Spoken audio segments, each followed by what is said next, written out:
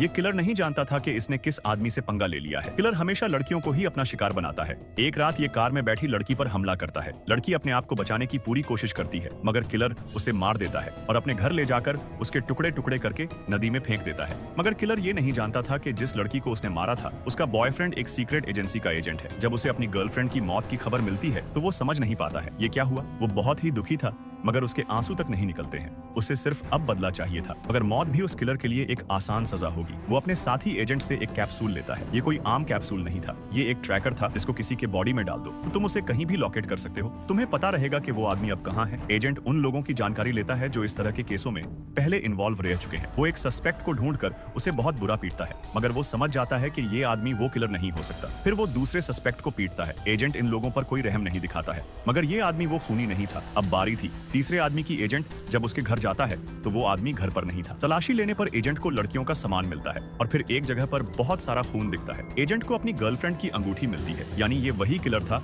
जिसने एजेंट की गर्लफ्रेंड को बेरहमी से मारा था। दूसरी तरफ किलर अपने दूसरे शिकार पर निकल चुका था। वो एक स्कूल की बच्ची को मारने वाला था। तभी उसको पीछे से किसी की आवाज आती है और जब वो जाकर देखता है तो वहां पर एजेंट खड़ा था। किलर उसे पुलिस वाला समझता है, मगर वो ये देख के हैरान था कि पुलिस ने उसे इतनी जल्दी कैसे ढूंढ लिया। किलर उसे अकेला समझकर उस पर हमला कर देता है, मगर एजेंट उसे बहुत ही बुरी तरह पीटता। वो अपना पूरा गुस्सा निकाल रहा था। फिर किलर के मुंह पर पन्नी डालकर उसकी सांस घोंटकर मारने वाला था, मगर मौत एक आसान सजा थी। वो उसका सर पत्थर पर भी पटकता है, मगर जान से नहीं मारता, बल्कि उसके मुंह में वो ट्रैकर वाला कैप्सूल डाल देता है। किलर को होश आता है तो वो देखता है कि उसके पास एक पैसों से भरा लिफाफा था। किलर सोचता है ये आदमी पूरा साइको है, ये मारता भी है और पट्टी के लिए पैसा भी देता है। किलर सड़क पर जाकर लोगों से लिफ्ट मांगता है और जो एक कार उसे लिफ्ट देती है उसमें भी कुछ क्रिमिनल बैठे थे जो एक आदमी की लाश को ठिकाने लगाने ले जा रहे थे। वो लोग किलर पर हमला करके मारने वाले थे, मगर किलर उन सबको मार देता है और जब डिग्गी को खोलकर देखता है तो उसमें लाश थी। किलर को नहीं पता था कि एजेंट अभी भी उसका पीछा एक गाड़ी से कर रहा था। वो उस ट्रैकर की मदद से जो उसने किलर के अंदर डाला था। किलर हॉस्पिटल जाता है पट्टी कराने तो उसकी गंदी नजर वहाँ की नर्स पर पड़ जाती है और वो उस नर्स को धमकाने लगता है। नर्स उससे कहती है कि वो उसे जाने दे, मगर किलर एक दरिंदा था। तभी वहाँ पर एजेंट आ जाता है। वो उसके सर पर मारता है और उसे बहुत बुरी तरह पीटता है। जब किलर मरने ही वाला होता है तो एजेंट उसे छोड़ देता है